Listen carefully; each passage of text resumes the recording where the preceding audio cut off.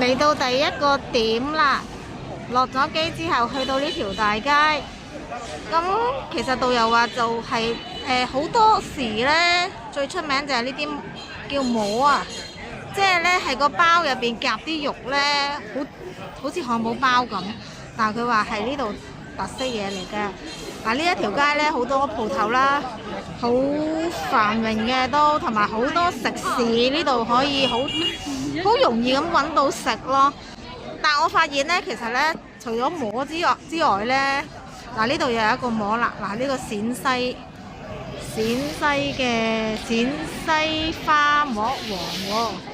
除咗摸之外呢，我發覺好多係賣柿嘅，啲柿餅都好出名，可能呢度。好啦，咁啊跟住咧呢條大街行落去呢，導遊就話一直行，跟住行到篤轉咗呢，就係有鼓樓啦，同埋鐘樓啊喺左手邊嘅。同埋我發覺呢，周街都好多呢啲石樓啊，啲石樓啊，一個個紅紅地色嗰啲呢，啊，周街都柿餅啊，柿餅山啊！感唔感受到有幾熱鬧啊？因為咁多聲呢，咁嘈呢，其實真係好熱鬧咯。嗱，又有個摸啦，周街都係摸啊！你摸唔摸？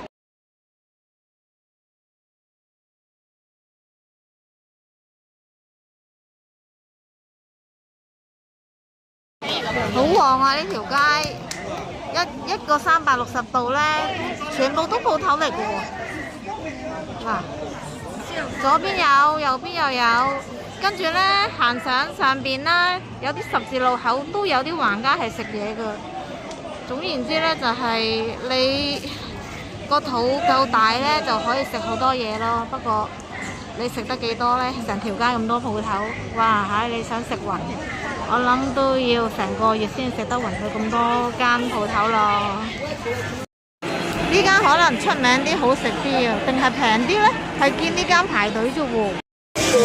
茶餅啊，試唔試下啲茶餅？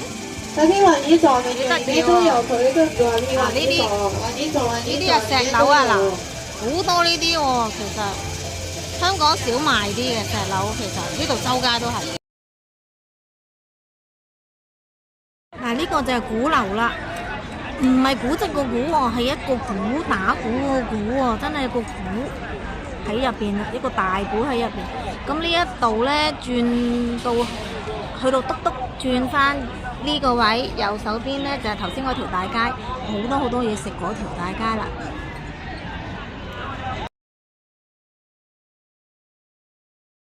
嗱，呢個就係嗰個鐘樓啦，咁啊隔離就係啲商場嚟㗎啦，咁啊就。個馬路都好繁忙，好多車㗎，其實係好旺㗎。其實西安呢係同北京比較呢，之前投票呢就係爭一票啫，就係輸咗嗰一票就冇得做而家嘅中國嘅首都啦，爭一票。如果唔係呢，佢贏翻2票呢，今時今日嘅首都就唔係北京啦，就係喺西安㗎啦。頭先呢。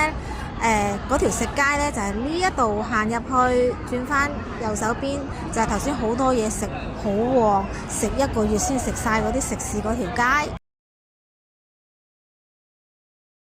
呢啲係兵馬俑公仔嚟㗎，你中唔中意？中意邊個？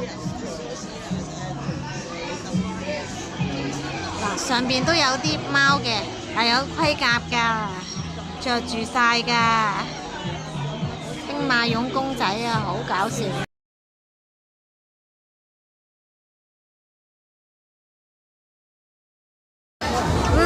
開始入夜啦，開晒燈啦啲鋪頭，夜晚又好似更加有氣氛啲咯。好深㗎，好長啊呢條食街。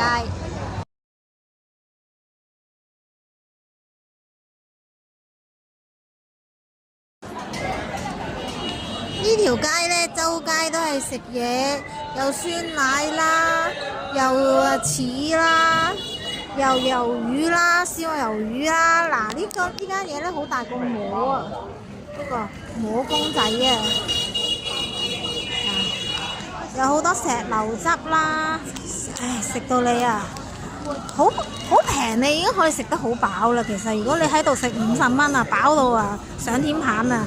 嗱，我都有個鵝㗎，我嘅第一日就已經有手信啦。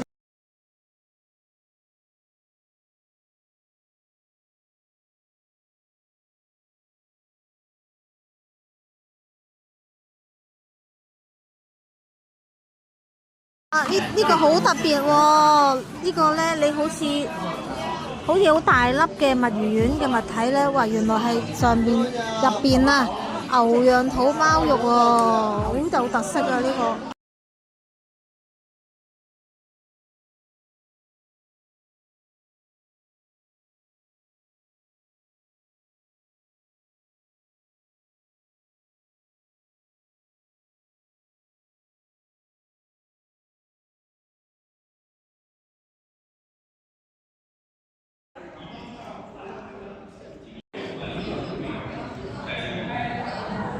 哇，幾澎湃！你睇下個壺口大瀑布。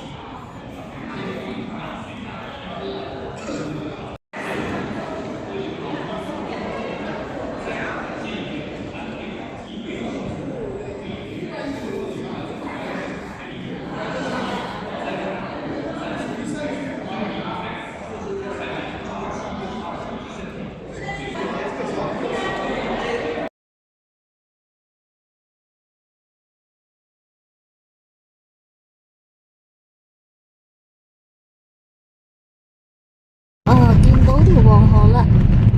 頭先喺個大堂嗰度，而家就搭緊嗰啲旅遊車上去，20分鐘搭20分鐘。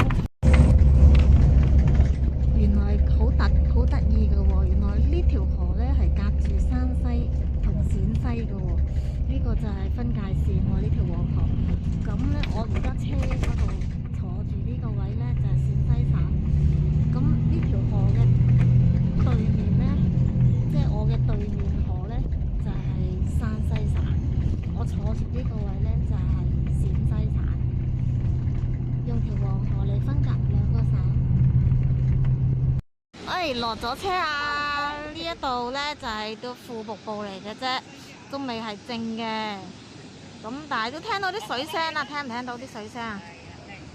嗱，好澎湃嘅水聲。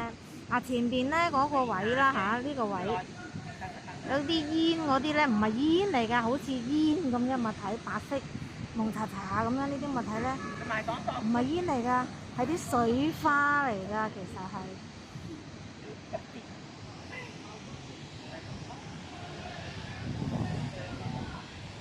啲旅遊巴泊晒喺呢度等啲遊客睇完個瀑布先pick up翻佢哋啦。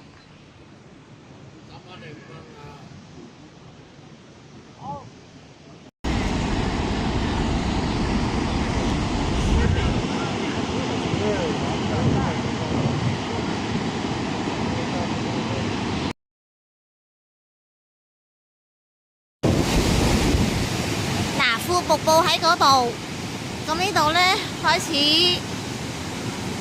見到嗰條好澎湃嘅黃河，幾多河水湧出嚟。前面就係個大嘅瀑布位啦，幾多遊人。俗語話不到黃河心不死，咁我而家就係咪應該要死心啊？到咗啦喎！不到黃河心不死，下一句呢，原來仲有下一句嘅喎，叫做不撞南牆不回頭。原來下一句叫做仲有第三句啊！不到長城非好漢。哇！好澎湃啊！啲水流你睇下幾急，好急㗎！其實啲水流都好壯觀。嗱，咁啊，梗係超多人㗎啦！呢啲咁出名嘅旅遊點啊，點會少人啦？預咗多人。其實呢，真實嚟講呢，實景呢仲壯觀，仲澎湃啊！聽唔聽到啲水聲啊？啲水聲都已經講咗俾你聽，佢有幾震撼同澎湃啦。其實我企緊呢個位呢，就係陝西啦。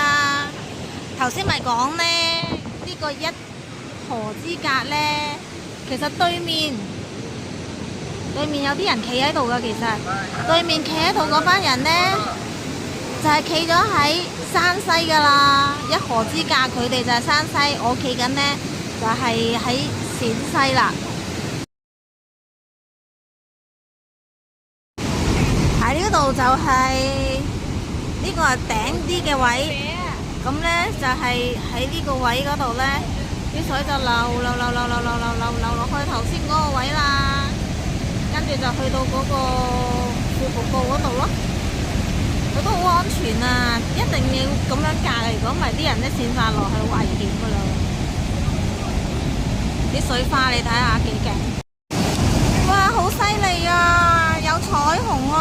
今日哇，天公造美啊，好靚啊！彩虹都俾我見埋哦！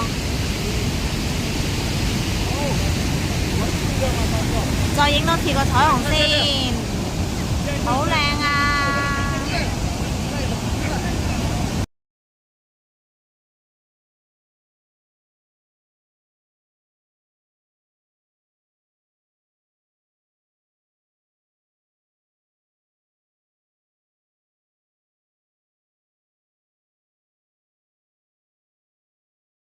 不過都開心啊！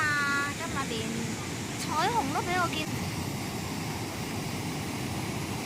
唔係成日可以睇到彩虹㗎，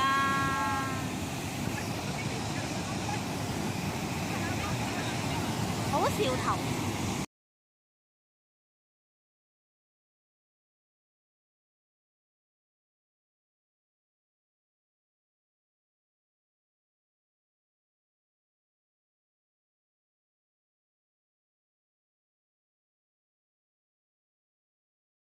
其實湖口瀑布呢，佢喺個人民幣上邊，佢有佢嘅畫嚟㗎。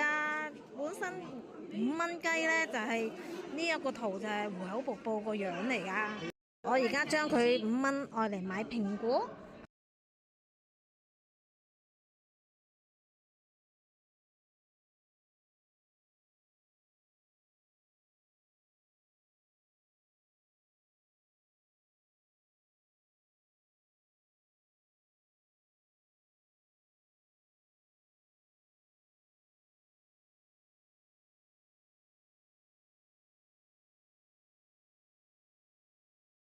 嗱，呢度就係波浪谷㗎啦，咁就俾咗50個大洋就買過橋費，咁啊過呢條玻璃橋，咁我哋開始試下行咯。好啦，可以進入呢條橋啦。點解要俾50蚊呢？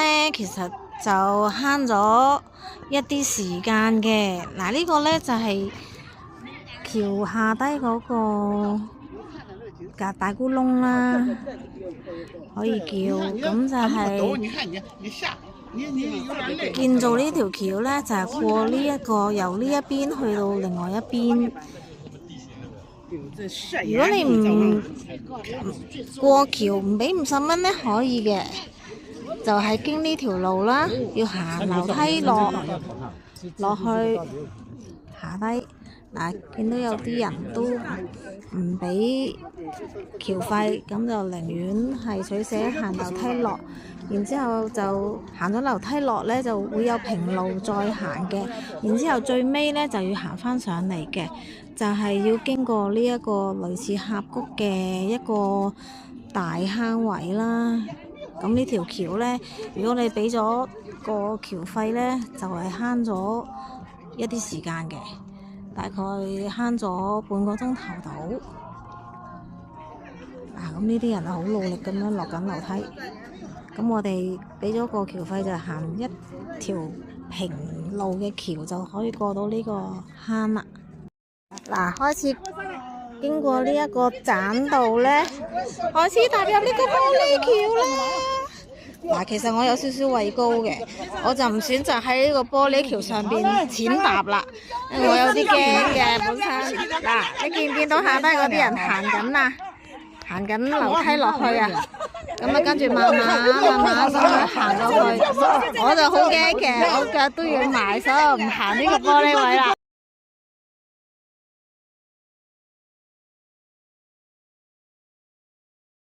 好，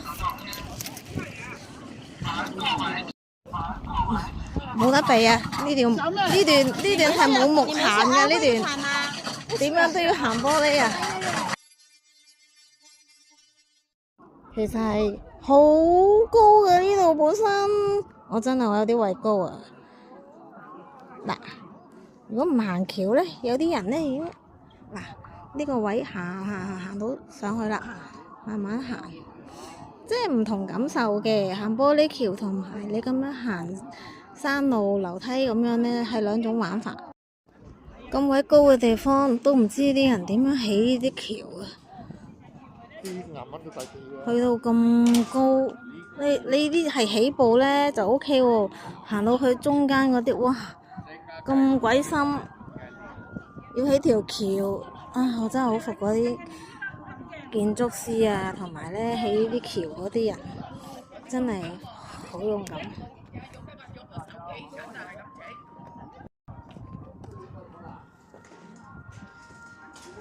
終於行完呢條橋啦！嗱，過咗橋就去咗呢個位，條橋呢就喺呢度，呢度就係條橋咯。咁啊，落到嚟呢度呢，走咗啲岩石嘅物體。但呢啲岩石呢，其實都幾得意嘅，好閃嘅，其實都。而家睇呢就冇咁閃，肉眼睇閃啲嘅。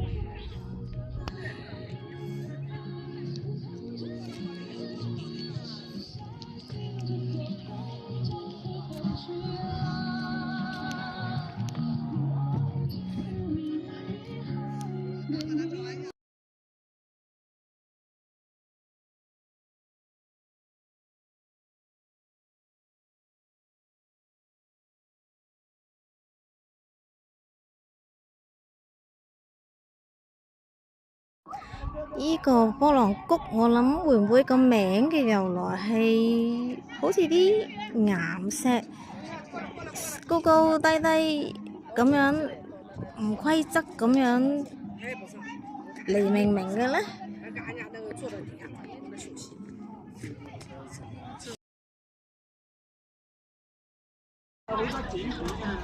呢度叫波浪台。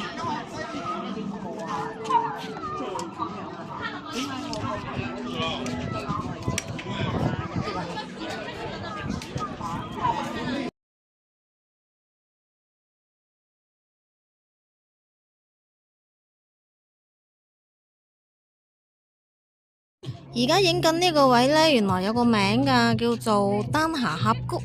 原來佢係長年累月呢，係經呢個流水腐蝕形成㗎，有120米咁闊，咁個深度呢，就有30-40米深嘅。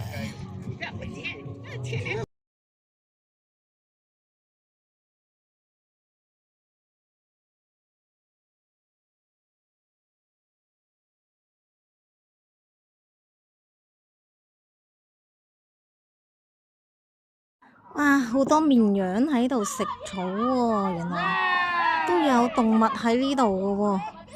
咁呢度呢，就啲綿羊食草啦，上邊係就係頭先我行嗰條玻璃橋嚟噶啦，就係頭先望落嚟就係咁深噶啦，就係咁高啦。頭先，所以我係有啲腳仔軟。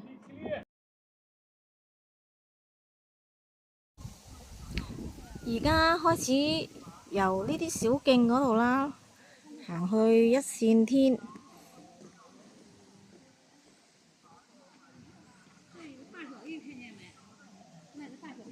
一線天就喺呢度嘅前邊。其實沿路呢度都好舒服㗎，行呢條路。中國地大物博，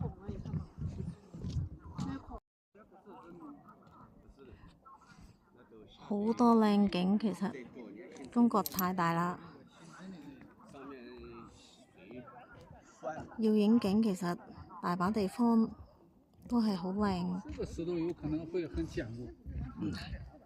一個360度，又睇返嗰條玻璃橋啦。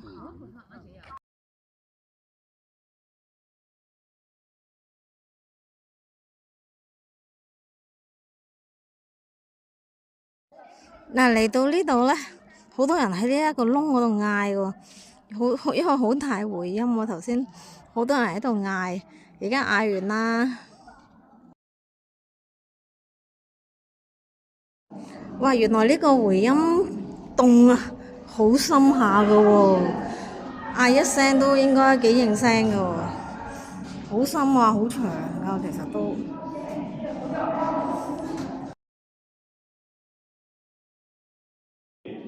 出山窿啦，重見光明啦。出咗嚟就係另外一個美景。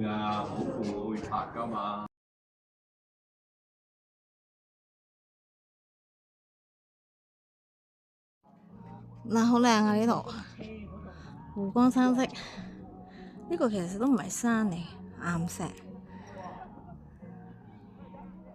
我哋頭先撐咗好耐樓梯啊，我諗都有10幾層啦。沿路分開幾 part，可以搭扶手電梯嘅，不過我哋就冇選擇啦。扶手電梯就15蚊一個人咯，我哋就選擇行樓梯嘅。嚟到一線天呢個橋啦，不過封咗喎，佢一線天冇得睇咯。咁原本呢，佢唔封呢，就經呢條橋咁樣行入去嘅。咁據聞呢，一線天呢，就係可以睇到喺條罅嗰度睇到個山嘅破開兩邊啦，即係咁，所以就係一線天咯，即係喺條罅嗰度睇到兩個山分開嘅。不過今日就維修咯，好可惜。不過聽日都仲有得睇嘅，個大峽谷都仲有一個一線天嘅。明天請早。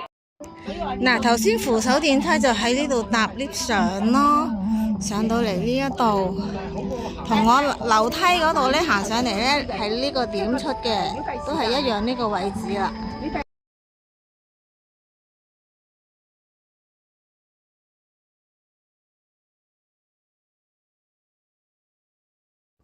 其實沿住呢條路咧就係睇呢啲岩石。一個個小山丘嘅岩石，好多呢啲啊！沿住呢條路都幾得意啊！呢個岩石小徑咁啊！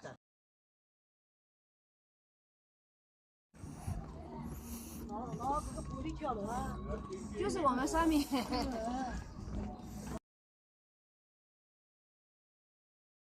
好啦，行埋呢兩條樓梯呢，就到遊客中心啦。辛苦埋佢啦，努力向上，到終點站啦，加油！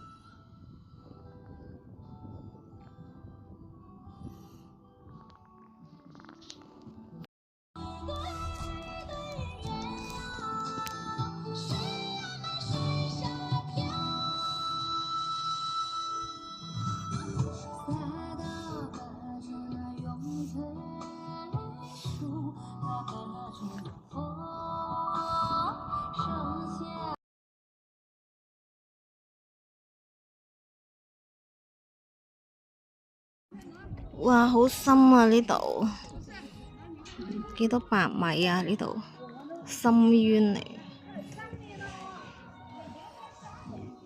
呢度呢就係一條橋啦，其實呢個位都好高噶啦，最頂峰噶啦，基本上應該就係，你睇下呢邊都係好深噶。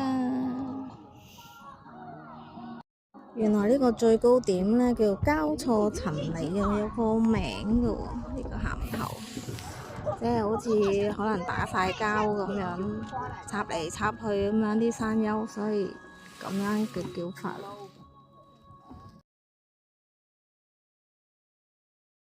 我哋開始出去個出口啦，距離個出口好近啦。呢個位呢，有個水位啊，幾靚嘅條河。頭先係行過㗎，有一個位呢，係有條河，就係頭先嗰個位嚟嘅。而家遠睇呢，都幾特別，喺啲小山丘入邊呢，有條水源咁樣。咁呢，呢個位再行過去呢，見唔見到條橋啊？呢個就係嗰個玻璃橋啦。應該行埋呢條橋就好快到個旅遊中心啦。呢條橋有個名㗎，叫龍心橋。知唔知呢啲咩嚟㗎？好似太陽花咁。睇真啲，瓜子嚟㗎。其實入邊呢啲一粒粒呢啲呢係搣出嚟嘅瓜子嚟。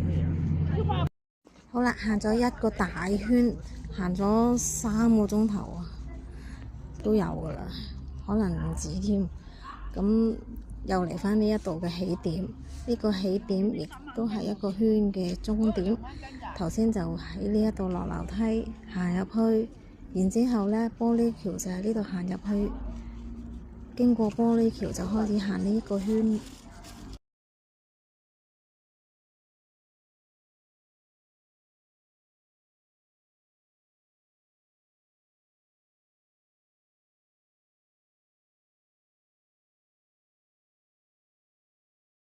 搭咗成20分鐘車就嚟到呢度，喺個上邊嗰個搣飛嗰個位就行呢條斜路落嚟啦。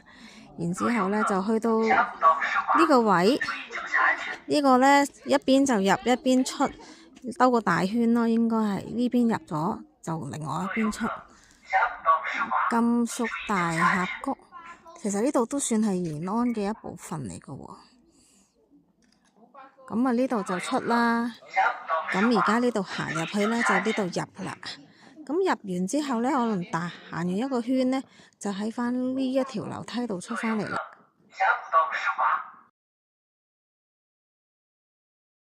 咁頭先入口呢，入嚟呢，就開始行呢啲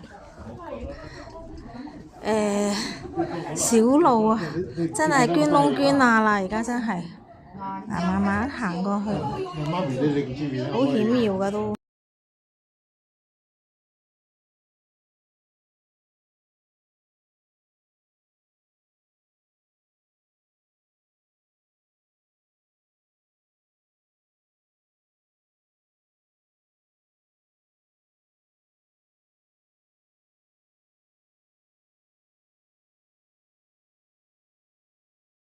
嗱，有啲好窄嘅路，嗱呢啲呢只係放到一隻腳仔咁樣行嘅啫，有啲就闊啲啦，呢啲就比較窄啲呢個位。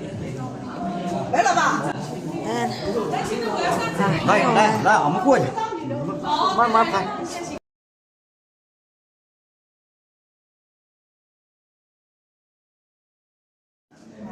嗱，呢個金泉大峽谷。咁其實呢，一路行呢，就係呢啲罅攝下罅咁樣嚟到行啦。咁我唔知啲石係有幾多年啦，佢係一層層嘅，一橫橫嘅。其實係呢啲唔知咩岩石啦。終於都到個出口啦！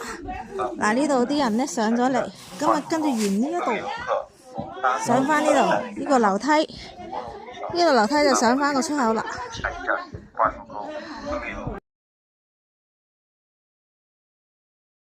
嗱，原來呢條斜路呢，望返落嚟呢，就我哋頭先行過嗰啲地方嚟噶，好搞笑啊！朋友，我哋喺山頂啊，山下嘅山腳嘅朋友，頭先行返落嚟，沿住條路，跟住行返呢條樓梯落嚟，記唔記得呢個牌啊？又見唔見到呢個牌啊？嗱，我哋又翻嚟呢個起點啦，一入一出，我哋頭先由左邊入，而家喺右邊呢條樓梯出翻嚟，又要行翻呢條好斜嘅斜路，上翻去上邊啦。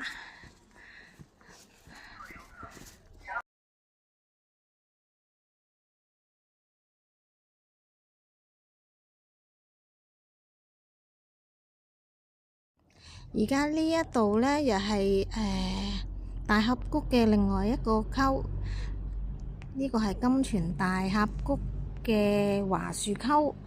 咁頭先嗰個溝呢，就係叫做龍巴溝。咁即係呢一個金泉大峽谷入邊有兩個溝，第一個行嗰個呢，就係龍巴溝，而家呢，就係樺樹溝。咁呢個樺樹溝就比較短啲。大概1公里，頭先嗰個呢，龍巴溝呢就比較長啲，1.6公里嘅。嗱，呢個溝入邊少少水，就唔係涉罅啦。呢個溝好大條路啦。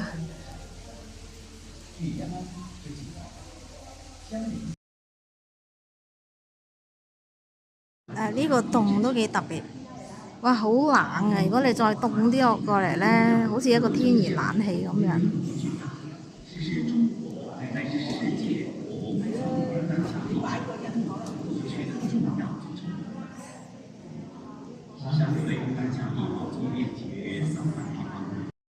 其實啲石呢係好多一層層，好有層次嘅啲石，其實。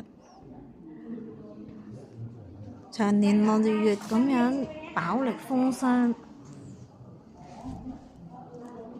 經過唔知幾多年嘅洗禮而成嘅一個金泉大峽谷。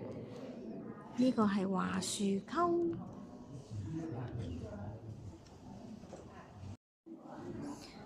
幾有層次，一行行一間間咁樣。仲要有啲青苔，呢啲呢就係有啲植物嚟嘅，呢啲唔係青苔嚟嘅，真係有啲生物喺度生存緊，一啲植物喺度，係要呢啲峽谷先揾到呢啲咁大塊嘅一層層嘅石，平時真係好難會見到。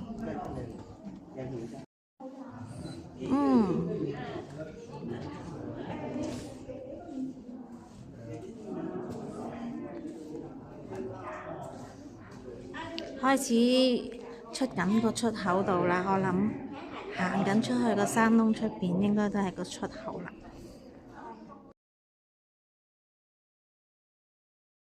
開始，哇！呢啲比較艱辛少少呢啲路，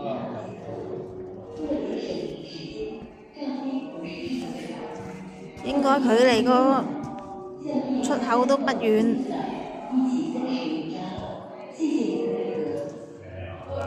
沿途欣賞下呢啲峽谷入邊嘅山路先啦。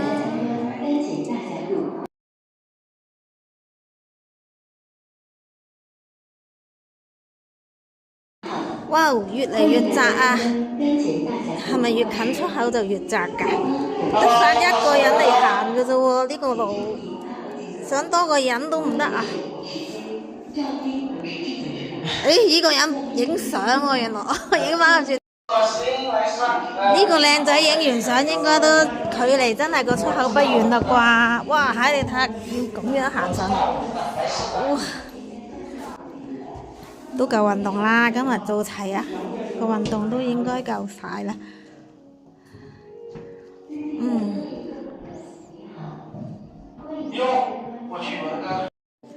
終於揾到個出路啦，有出路啦！呢度行上去就係啦。個出口出嚟個集合點呢，原來呢，上少少斜路有呢啲洞，呢啲叫窑洞喎，就係呢度當地人挖個山窿呢，咁就喺入邊住噶啦。嗱，隔離嗰啲呢，就係挖咗嘅，咁啊跟住呢，就係入邊呢，就係當係一間屋咁樣噶啦。我有影咗幅相，有一個直情係有張床嘅，佢哋叫床叫做佢哋嗰張床叫做炕啊。原來佢哋嗰啲床呢，下低呢係俾你燒嗰啲煤啊，興住張床，等你夜晚瞓冇咁凍。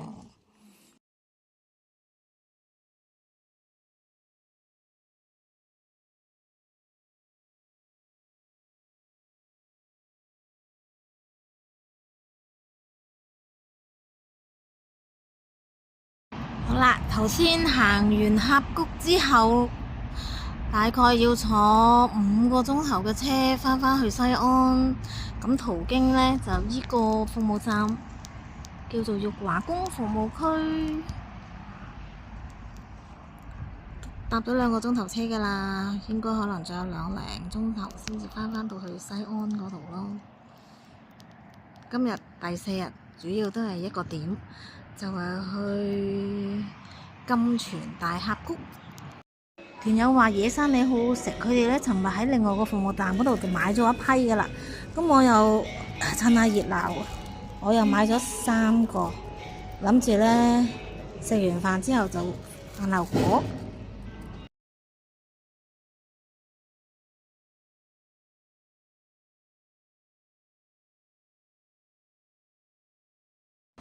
我哋今晚返嚟呢一間假日酒店嗰度瞓多2晚，跟住呢就後日就返香港啦。呢度就係西安嘅夜市啊！今時今日個西安都其實都唔係話落後噶，唔輸蝕噶。幾多高樓大廈，其實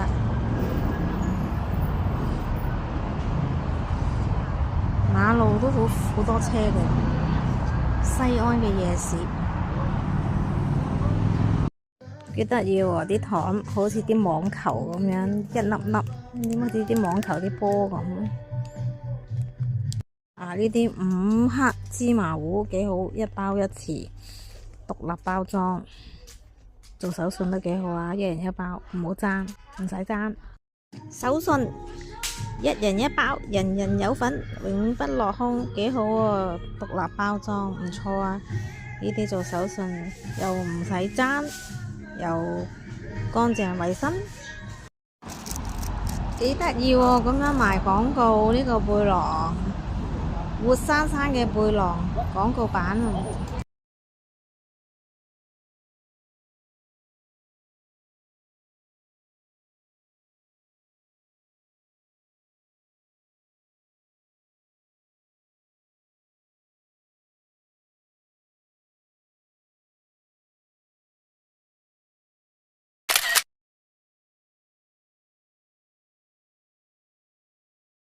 哇！有啲似迪士尼樂園入場啊，個門口差唔多。而家落咗電瓶車，行緊入去入邊，哇！真係好似香港迪士尼樂園咯，個感覺。但係個目的呢係差好遠咯。而家係睇墳墓嗰啲陪葬品，迪士尼就係玩嘅。頭先就喺呢一個閘口嗰度出啦。我頭先話迪士尼嗰個閘口呢，咁呢個呢就係個廣場嚟嘅。呢個廣場呢都大嘅。咁呢個就博物館啦。我記得我20年前同阿爸阿媽嚟都嚟過呢個博物館，係冇變嘅呢個位，因為佢啲坑唔會變噶嘛。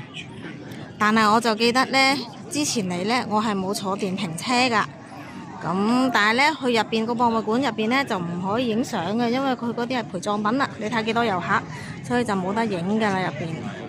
哇！墟冚啊！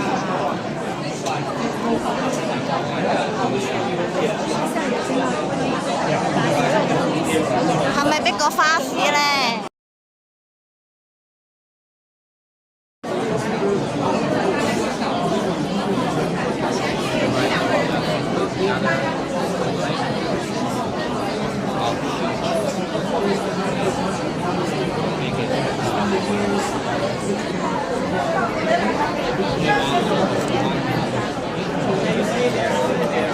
仔黐住你，唔緊要唔緊要。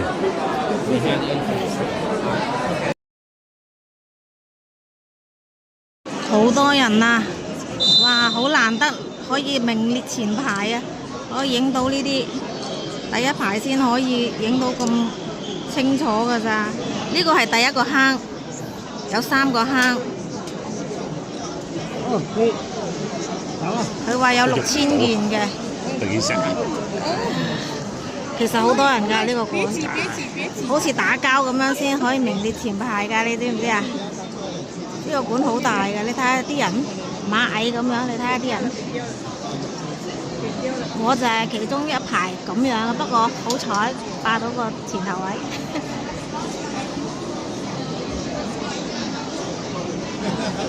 震唔震撼啊？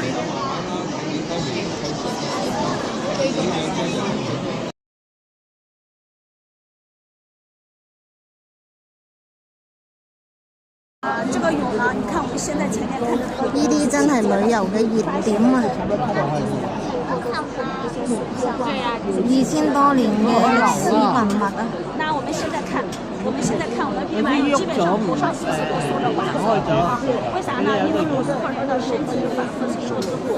好多團喺度解釋緊，其實呢度都幾多遊人係鬼佬，好多西人，因為真係有歷史價值，特別多西人。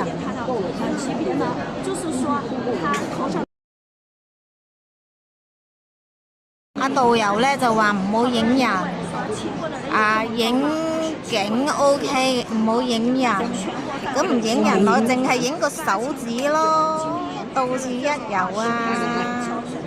因為有啲人違規啊，偷偷地落去諗住影相啊，所以而家有個警察喺度執行咯，有個保安啊，防止你哋偷偷咁樣落去違規。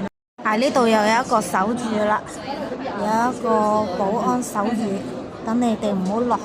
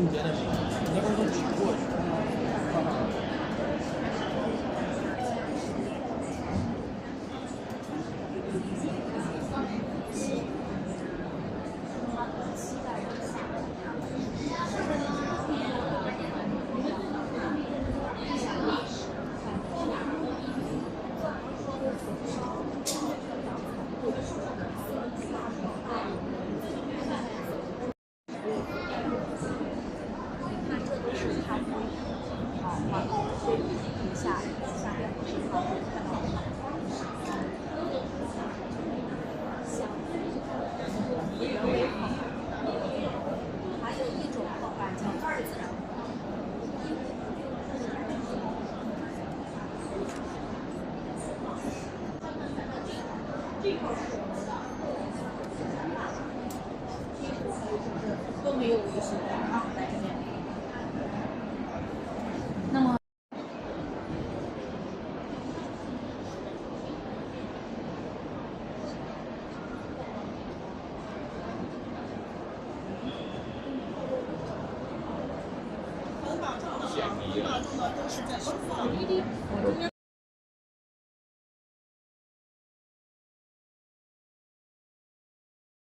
好啦，參觀完個1號坑啊，總共有3個坑。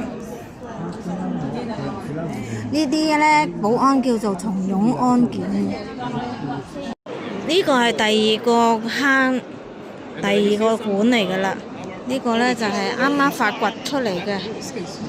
94年㗎，話呢個坑發掘出嚟係咁，但係呢啲呢就仲開發緊嘅。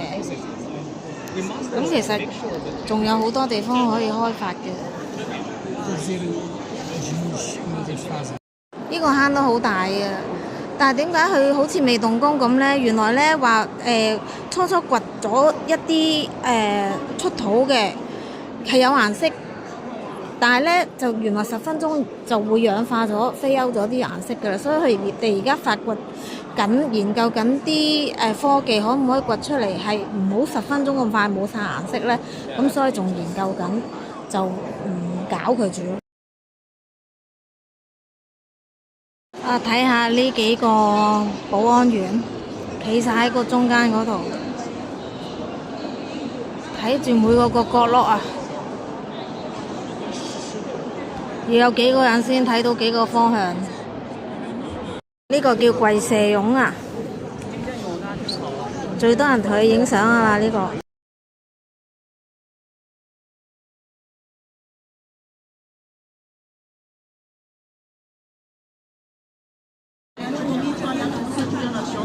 呢一個叫做鞍馬騎兵俑，鞍馬騎兵俑就係佢啦，有兵有馬。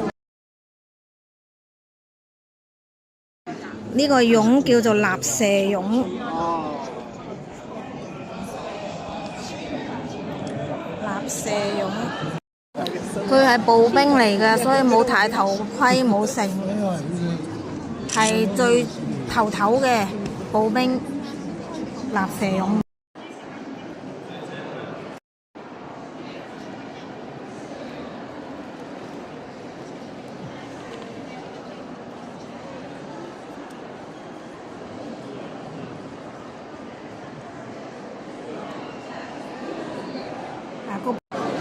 呢個最高級啊！呢個高級軍事俑啊！呢個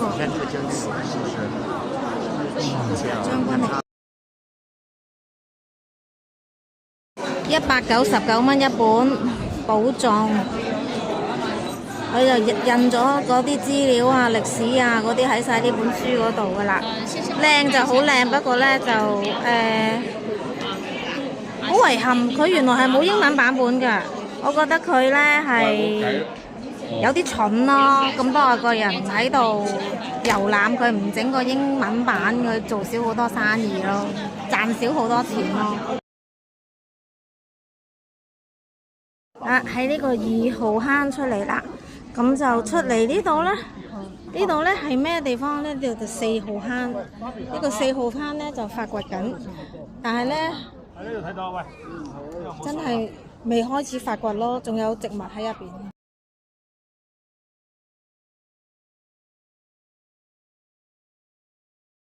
依家呢個係3號坑，呢個坑比較細啲，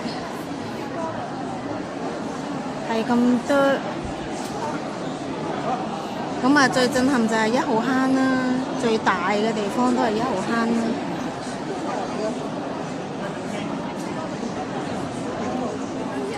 And we can see like 2 drivers, 1 captain, and 1 normal soldier, and 4 horses. A lot more detail on that. Yeah.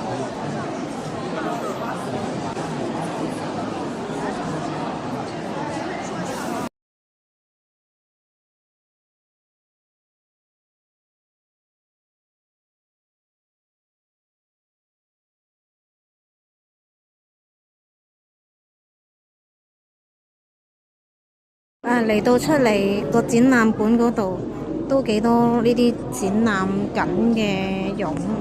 呢個就係頭先都有㗎，跪蛇武士俑啊！呢個咁早知頭先唔使影得咁辛苦啦。哇！呢一度震撼啊，又人又馬咁樣列陣。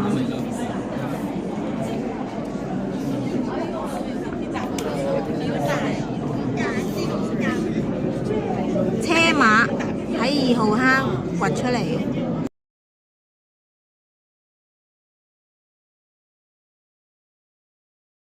其實本身啲兵馬俑出嚟嘅時候係有顏色㗎，你睇幾靚。不過一遇空氣呢，啲顏色就會甩色，就會氧化晒。嗱，呢個呢就係個兵馬俑嘅彩繪顏料啊！拜拜啦！好啦，我哋再環繞一周，影多一個圈先。幾多外國人？嗱，呢度係我嚟西安呢次呢，見到最多人嘅地方就係呢一度啦，兵馬俑嘅博物館。拜拜啦！呢一家嘢啦，你知唔知呢個師傅呢？呢塊板呢，呢個字叫咩音啊？band 字啊，佢猜緊嗰個麵粉呢係叫 band 麵啊。我尋日先第一次知道咋，有個咁嘅字64畫啊呢個字。啊，出到嚟呢條食街飲你食，你想食乜都得。呢一家店整得幾好喎，幾特色喎，裝修嗱，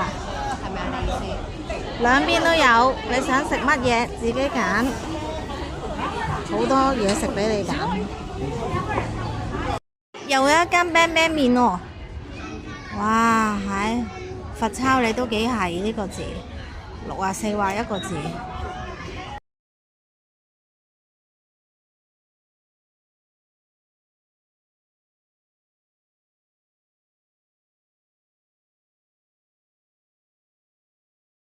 我哋嚟到大雁塔，大雁塔係有1400年歷史㗎啦，已經好出名嘅寺廟嚟嘅。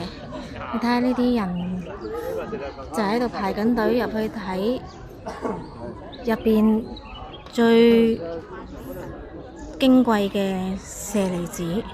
相傳釋迦牟尼佛嘅舍利子就喺呢個塔裏邊㗎啦。咁係要收費嘅，入去睇。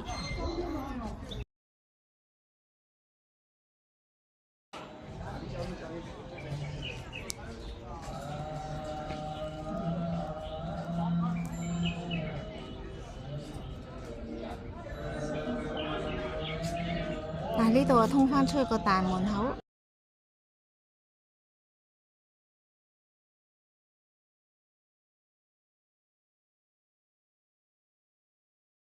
佢啲麵包就係呢啲啦，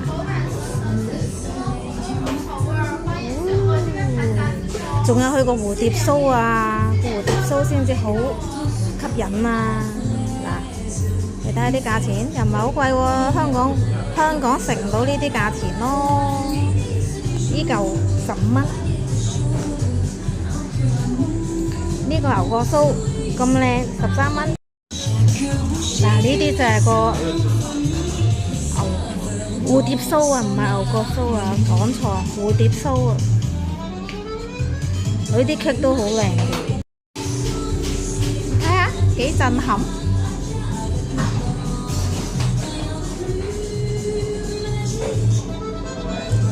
試下俾啲 close up 你哋睇，好有水準㗎，佢啲劇都，所以見到第一時間坐低買杯咖啡飲下，嘆下劇先。哦，而家入夜咗啦，嗱，大雁塔喺呢度，咁啊跟住呢就個廣場，夜晚開咗燈嘅廣場靚咗啦。不過再夜啲應該再靚啲，因為再夜啲呢個天黑啲呢，嗰啲顏色更加會明顯啲啦。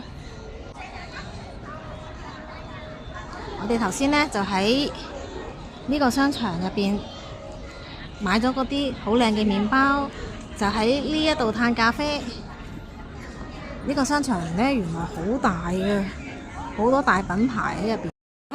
呢一個商場原來係叫大悅城。嗱，呢個大雁塔，呢個呢就係大雁塔出嚟嘅商場。夜晚呢就開咗燈啦，靚啲咯。再夜啲再靚啲咯，因為嗰啲燈會再更加明顯啲啦，啲顏色會再更加突出啲嘅啲燈光。呢間就威斯汀酒店啦。呢一間威斯汀酒店，頭先呢個係廣場隔離呢個大商場，哇！呢個商場超級大。嗱，呢支燈柱寫住大唐不夜城，夜晚嘅大雁塔着咗燈光仲靚。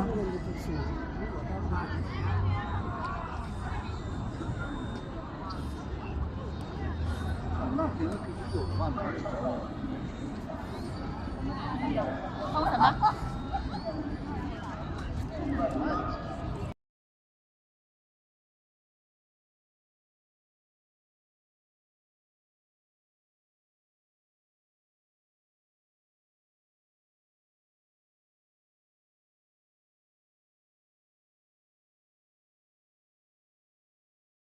係啦，原裝係邊個呢？係原裝法師。64啊！原裝法師就係呢個啦。原裝法師係我哋其實好熟悉嘅一個人物。佢原來就係唐三藏。相傳呢個玄奘法師就用咗17年去編寫嗰啲經文，就係多得佢先至可以大家可以知道而家啲經文嘅意思。佢個舍利子。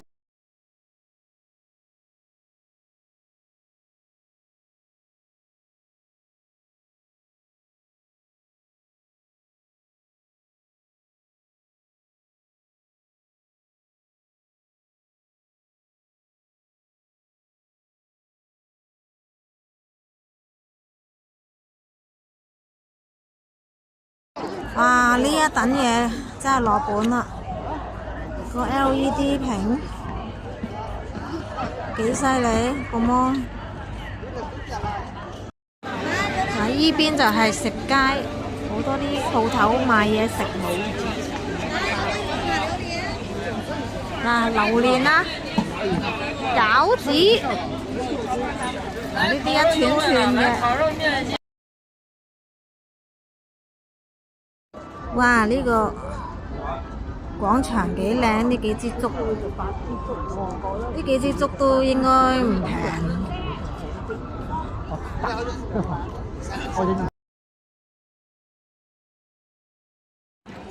嗱，呢個南門啦，去到呢個南門差唔多去到盡頭啦。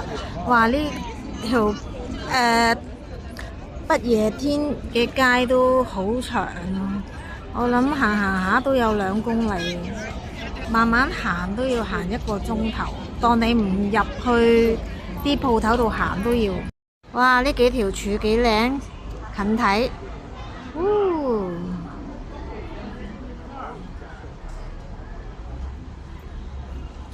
幾有氣勢啊！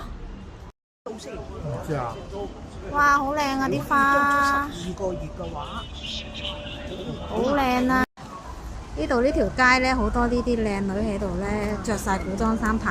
呢個比較認真啲，呢個最靚啦。呢個其他嗰啲呢都好 hea 㗎啦，其他嗰啲啊好渣㗎啲造型。呢個就最好啊，最認真啦。啊，跟住條街要食街，揾下嘢食先。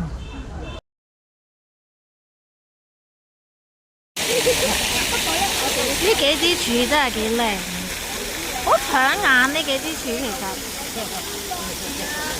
呢度呢就係個噴水池，然之後呢出邊呢就係嗰啲停車場，啲旅遊車啊或者自己打車嚟呢，就呢度上車啦。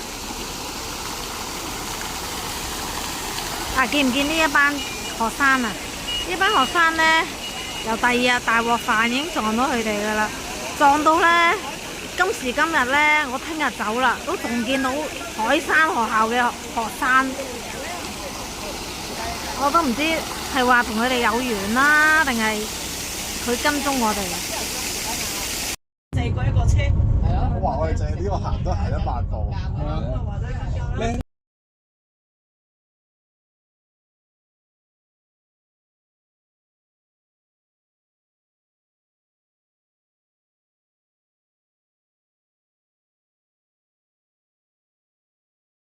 呢度就係西安嘅離境機場啦，似唔似香港啊？